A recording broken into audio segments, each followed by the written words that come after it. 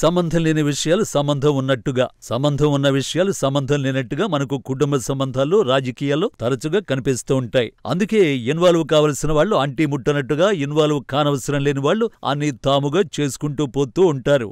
ఇది నిత్యం మనకు కనిపించే మహారామాయణం. ఏపీ రాజకీయాల్లో నెక్స్ట్ లెవెల్ ఎలా ఉండబోతుందంటే అన్న చర్చ ఓ రేంజ్లో సాగుతోంది. కూటమి సర్కారు అధికారంలోకి వచ్చి ఏడాది దాటిపోయింది. హనీమూన్ పీరియడ్ కంప్లీట్ కావడంతో ఇప్పుడు సర్కారు బూజు దులిపి ఒక్కో పథకాన్ని అమలు చేసేందుకు ప్రయత్నిస్తోంది. ఇంతలో ఆగస్టు నెల కూడా వచ్చేసింది. ఏపీ రాజకీయాల్లో ఆగస్టుకు ఓ ప్రత్యేకత ఉంది. ఎవరిని ఎలాంటి వైపుగా నెట్టేస్తుందో, ఎలా మార్చేస్తుందో చూడాలి. ఊహించని విధంగా పరిణామాలు షేప్ అవుతూ ఉంటాయి. అధికారంలో ఉన్నవారిని ఉక్కిరిబిక్కిరి చేస్తూ ఆశతో ఎదురు చూసే వారికి అవకాశాలు ఆగస్టు మాసం మోసుకొస్తుంది.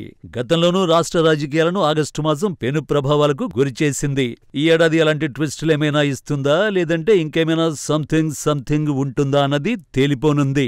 రాజకీయాల్లో అప్పటి వరకు ఉన్న బలం అమాంతంగా బలహీనంగా మారుతుంది. బలవంతులందరూ బలహీనులైపోతారు, బలహీనులంతా కూడా బలవంతులైపోతారు. అవకాశాలు రాలేదన్న బెంగలో ఉండే నాయకులందరూ అవకాశాలు అందిపుచ్చుకుంటే పదవులను ఎంజాయ్ చేస్తున్న వారందరూ నేల మీదకొస్తారు. ఇదే నిఖార్సైన రాజకీయం. రాజకీయాలు ఎప్పుడూ ఊహకందవని పదే పదే చెప్పుకుంటూ ఉంటాం. కానీ అవసరాలు, సందర్భాలు రాజకీయాల్లో తిమ్మిని బమ్మిని చేస్తుంటాయి.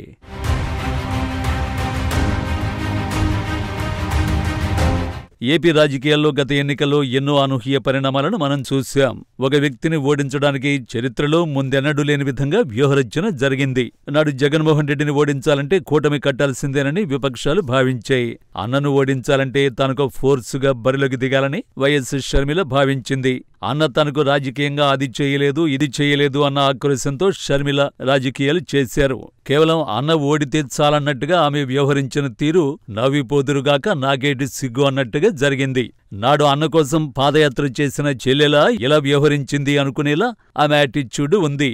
ఓవైపు రాజకీయం, మరోవైపు ఆస్తుల తగాదాతో ఆమె రచ్చకెక్కింది. వైఎస్ కుటుంబం ఎప్పుడు ముక్కలవుతుందా, ఎప్పుడు ఆ కుటుంబంలో విభేదాలొస్తాయా అంటూ ఎదురుచూసిన వారికి షర్మిల ఒక అస్త్రాన్ని అందించింది. జగన్మోహన్ రెడ్డి పదవిని అనుభవిస్తున్నాడు, దాంట్లోంచి దించేయాలన్న ఏకైక కక్షతో ఆమె రాజకీయాలు చేసిందన్న భావన కలిగింది.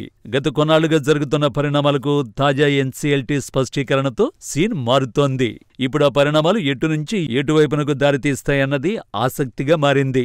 2019 ఎన్నికల్లో విజయం తర్వాత తల్లి, చెల్లి విషయంలో పడిన అడుగులన్నీ కూడా జగన్మోహన్ రెడ్డికి ఇబ్బందికరంగా మారాయి. కానీ కుటుంబ వ్యవహారాలను జగన్ ఏనాడూ మాట్లాడలేదు. ప్రత్యర్థుల కుట్రలో తన కుటుంబ సభ్యులు భాగస్వామ్యం కావడమే తనను బాధించిందని అన్నారు. జగన్మోహన్ రెడ్డి విషయంలో షర్మిల మాట్లాడిన మాటలు, వేసిన అడుగులు అన్నీ కూడా ఊహకు అందవు.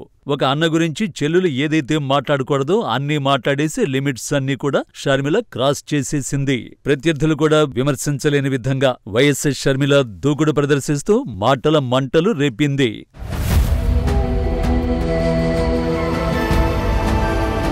అది కేవలం రాజకీయం మాత్రమే కాదని ఆ తర్వాత అర్థమైంది.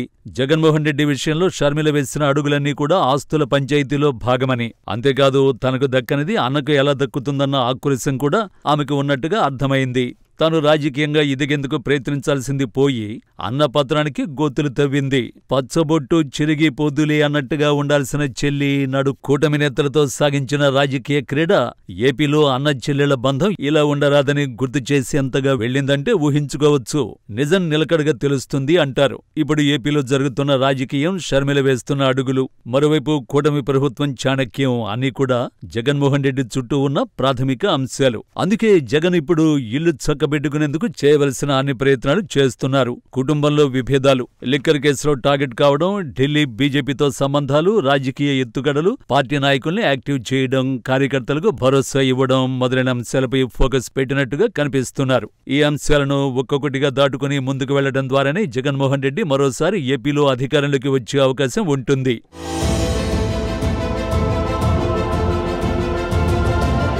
మరి ముఖ్యంగా చెప్పాలంటే షర్మిల వ్యవహారం కొలిక్కి వస్తే అది జగన్మోహన్ రెడ్డికి రాజకీయంగా ఖచ్చితంగా సానుకూల ఫలితాలను ఇస్తుంది. అందుకోసమే జగన్మోహన్ రెడ్డి ఇప్పుడు ఏ విధంగా అడుగులు వేయాలి, ఎలా వ్యవహరించాలన్న దానికి తాజాగా వచ్చిన ఎన్సీఎల్టీ తీర్పు ఓ స్టెప్పింగ్ స్టోన్ గా చూడాల్సి ఉంటుంది. వైఎస్సార్ మరణం తర్వాత జగన్మోహన్ రెడ్డిపై కేసులు పెట్టి దిగ్బంధనం చేయడం జరిగింది. ఆస్తుల్లో ఎక్కువ భాగం ఈడీ అటాచ్మెంట్ లో ఉన్నాయి. జగన్మోహన్ రెడ్డి చాలా విషయాల మీద మాట్లాడారని అందరూ అనుకుంటారు. కానీ అధికారం అధికారంలో ఉన్నప్పుడు, ప్రతిపక్షంలో ఉన్నప్పుడు ఎప్పుడూ కూడా మీడియాను పిలిపించుకుని మాట్లాడని జగన్ అసెంబ్లీ ఎన్నికల ఓటమి తర్వాత తరచుగా విలేకరుల సమావేశాలు నిర్వహిస్తున్నారు. విలేకరులతో మాట్లాడుతూ ఆయా అంశాలపై చర్చిస్తున్నారు. వారికి సమాధానాలు ఇస్తున్నారు. సూటి ప్రశ్నలకు అంతే సూటిగా బదులిస్తున్నారు. ప్రెస్ కాన్ఫరెన్సుల్ని ఒక రకంగా పార్టీకి జీవం పోసేలా ఆయన యాటిట్యూడ్ కనిపిస్తోంది. జగన్మోహన్ రెడ్డి రానున్న రోజుల్లో షర్మిలను ఎదుర్కోవడం, మరోవైపు తల్లిని తన వైపునకు తిప్పుకోవడం, కూటమిపై పైచేయి సాధించడం, ఢిల్లీ బీజేపీ పెద్దలను ప్రసన్నం చేసుకోవడం, కేసుల చిక్కుముడుల్ని ఒక్కొక్కటిగా విప్పడం చేయాల్సి ఉంటుంది. ఎక్కడైతే ప్రజల అభిమానం పొందలేకపోయాడో వారి దగ్గర నుంచి తిరిగి అభిమానం చొరగొనడం అన్నవి ప్రధాన టాస్కులు. ఏపీలో వచ్చే రోజుల్లో జరిగే పరిణామాలన్నీ కూడా దేశ రాజకీయాల్లో సంచలనం కావడం మాత్రం ఖాయం. బీజేపీతో దోస్తీ చేసిన పార్టీలు రోజులు గడిచే కొద్దీ ఎలా మారుతాయన్నది వేరే చెప్పాల్సిన పని కూడా లేదు. టీడీపీ పథకాల అమలే వచ్చే రోజుల్లో అసలు అజెండా అవుతాయనడంలో ఎలాంటి సందేహం లేదు. 11 సీట్లే వచ్చాయి, ఇంకేముంది, వైసీపీ ఫినిష్ అంటూ కొందరు మాట్లాడుతుంటే, తాను అధికారంలో ఉన్నప్పుడు చెప్పింది చేశానంటూ, పథకాల మోత మోగించానంటూ జగన్ జనంలోకి వెళ్తే అధికార పక్షానికి సుర్రు సొమ్మైపోతోంది. ఆడబిడ్డ నిధి పథకం అమలు చేయాలంటే ఒక్కో మహిళకు 1500 రూపాయలు ఇవ్వాలని, ఆ పథకం ఇవ్వాలంటే ఏపీని అమ్మాలంటూ మంత్రి అచ్చెన్నాయుడు చేసిన కామెంట్స్ ఏపీ రాజకీయాల్లో మంట పుట్టించే. ఈ మంటల్లో చలి కాచుకునేదెవరు, ఆహుతయ్యేదెవరన్నది కాలమే నిర్ణయిస్తుంది.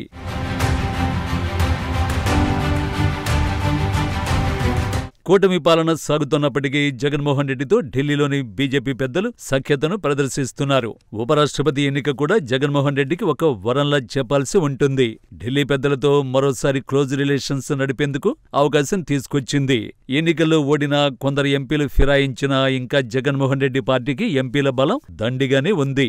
7 రాజ్యసభ సభ్యులు, 4 లోక్సభ సభ్యులు ఆ పార్టీకి ఉన్నారు. వారందరూ కూడా ఈ ఎన్నికల్లో బీజేపీ బలపరిచిన అభ్యర్థికి ఓటేయడం ఖాయం. దీంతో జగన్మోహన్ రెడ్డికి బీజేపీ పెద్దల నుంచి సానుకూలత లభించొచ్చు.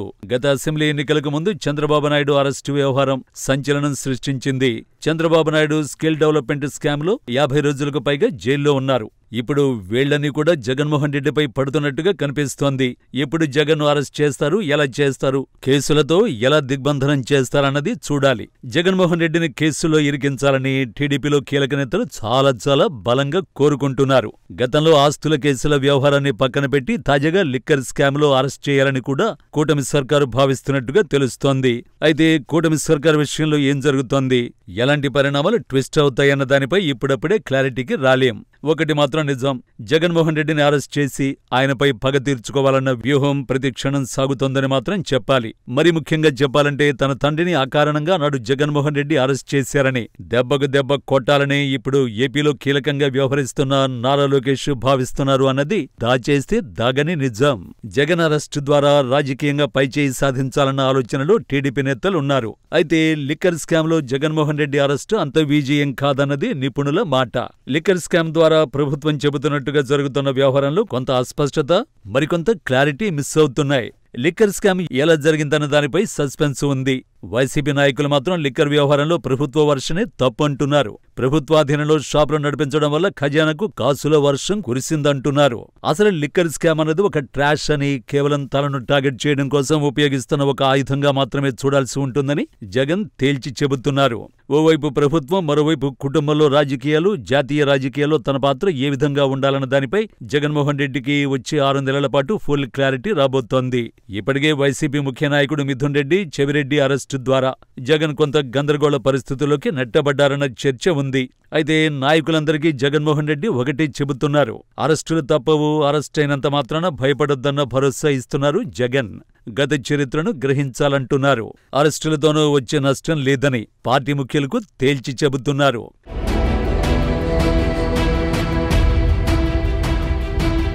షర్మిల వ్యవహారం త్వరలోనే కొలికి వస్తుందన్న నమ్మకం వైసీపీ ముఖ్యుల్లో ఉంది. కుటుంబంలో తేల్చుకోవాల్సిన విషయాలను పబ్లిక్ చేసుకోవడం వల్ల వైఎస్ ఇమేజ్ డ్యామేజ్ అయింది. తద్వారా జగన్మోహన్ రెడ్డికి, షర్మిలకు నష్టం జరిగింది. కుటుంబ కలహాల కారణంగా నటి విపక్షాలకు అవన్నీ అడ్వాంటేజీ కలిగించే.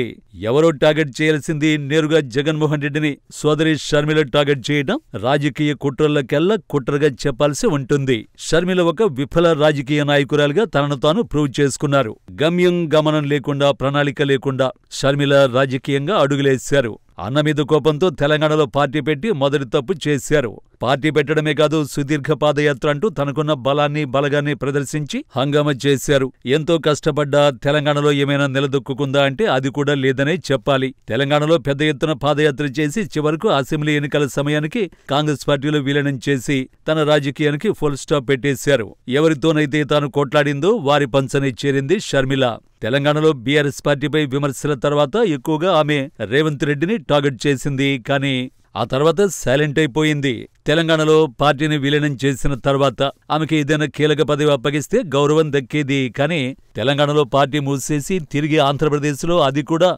ఆంధ్రప్రదేశ్ విభజనకు కారణమైందని నేటికి ఆరోపణలు ఎదుర్కొంటున్న కాంగ్రెస్ పార్టీలో చేరడం ఆమె రాజకీయ జీవితాన్ని పాతాళంలోకి తొక్కిపడేసింది.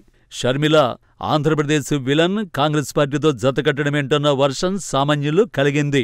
అంతిమంగా ఆమె వేసిన ప్రతి అడుగు వైఫల్యానికి దారి చూపిందని చెప్పాల్సి ఉంటుంది. ఎన్నికల్లో ఓటమి, కుటుంబ కలహాలు అంతిమంగా ఎవరు ఎలా వ్యవహరించరాదన్న దానికి షర్మిల ఓ లివింగ్ ఎగ్జాంపుల్.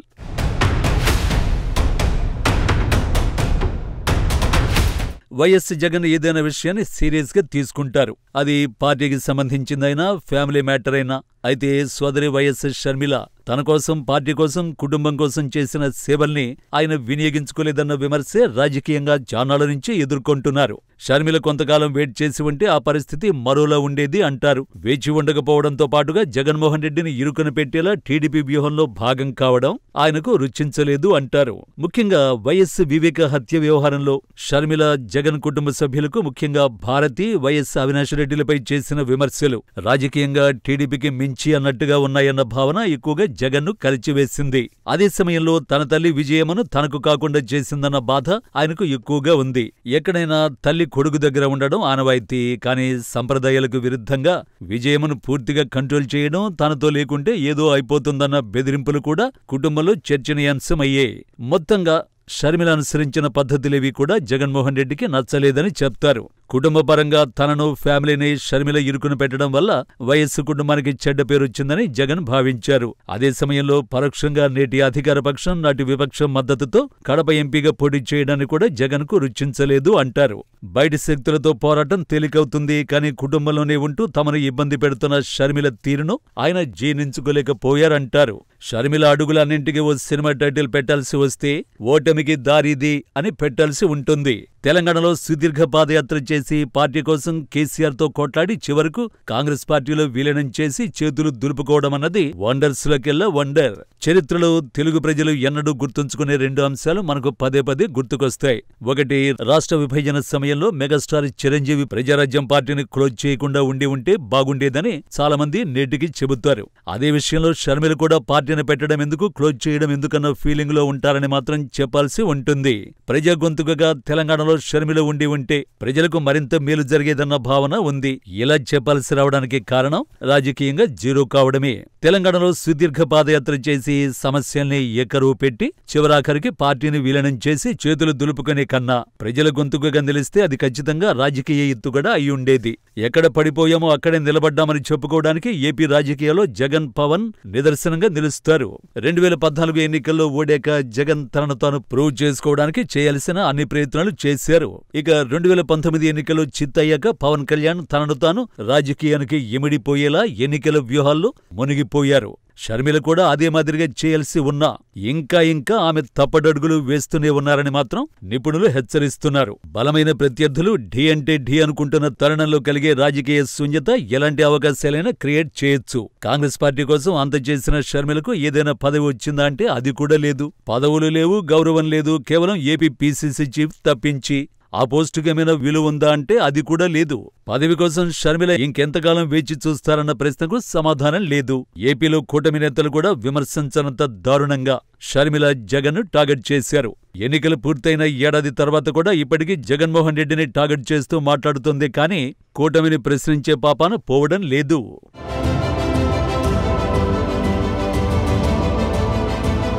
దేశవ్యాప్తంగా కాంగ్రెస్ పార్టీ వ్యవహరిస్తున్న రాజకీయానికి, షర్మిల చేస్తున్న రాజకీయానికి పూర్తి రివర్స్ కనిపిస్తోంది.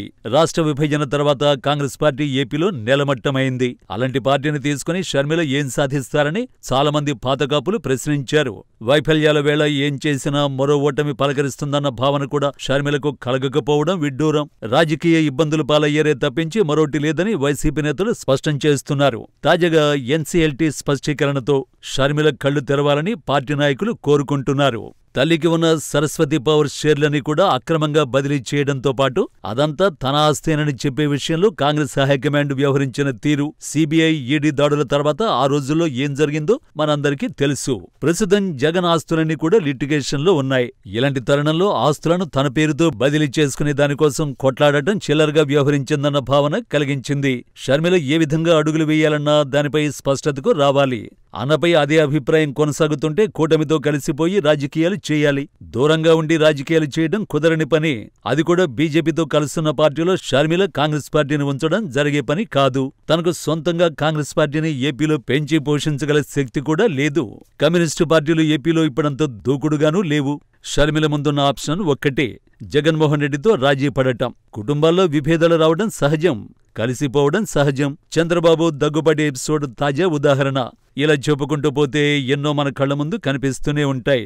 జగన్ సైతం తన కుటుంబంలో సమస్యలను పరిష్కరించేందుకు ఇప్పటికే అనేక ప్రయత్నాలు చేశారంటున్నారు. చెల్లి, తల్లితో కలిసిపోవడానికి, ఆస్తులను పంచివ్వడానికి తనకు ఎలాంటి ఇబ్బంది లేదన్న సందేశాన్ని కూడా పంపారంటారు.